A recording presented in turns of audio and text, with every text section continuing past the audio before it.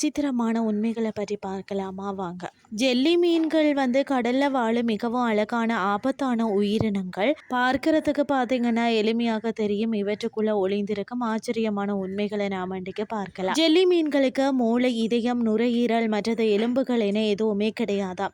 இவற்றின் உடல்ல உள்ள நரம்பு வலைப்பின்னல் மூலமாகவே இவை செயல்படுகிறதா. இவை டைனோசர்கள் தோன்றுவதற்கு முன்பே இந்த பூமியில வாழ்ந்து வருகிறது. சுமார் 500 மில்லியன் ஆண்டுகளுக்கு மேலாக இவை கடல்ல வசித்து வருகிறது என்பதும் வியக்கத்தக்கது. ஜெல்லி மீன்களின் உடல் பார்த்தீங்கன்னா 95% தண்ணீரால் ஆனது.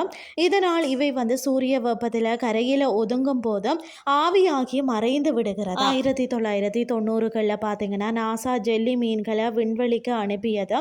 ஆச்சரியப்படும் விதமாக அவை விண்வெளியிலும் வெற்றிகரமாக இனப்பெருக்கம் செய்ததாம். அது மட்டும் இல்லாமல் பல ஜெல்லி மீன்கள் இருட்டுல தானாகவே ஒளிரும் தன்மை கொண்டவை. எதிரிகளை பயமுறுத்தவும் இரைய ஈர்க்கவும் இவை வெளிச்சத்தை உமிழ்கிறது. இவற்றுக்கு பார்த்தீங்கன்னு சொன்னா வாய் மற்றது கழிவு வெளியேற்றும் உறுப்பு இரண்டுமே ஒன்றுதான்.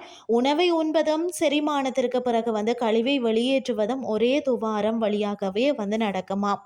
ஒரு ஜெல்லி மீனை இரண்டாக வெட்டினால் அது இறக்காது. மாறாக வெட்டப்பட்ட 2 துண்டுகளும் பார்த்தீங்கன்னா வளர்ந்த 2 புதிய ஜெல்லி மீன்களாக மாறிவிடும் திறன் கொண்டவையா. இன்றைய கிறிஸ்டி உங்களுக்கு பிரயோசனமாக அமைஞ்சிருக்கும்னு சொல்லி நானும் நம்புறேன். இதே மாதிரி மற்றும் ஒரு கிறிஸ்டின் வயலுக்கு உங்களை சந்திக்கிறேன். நன்றி.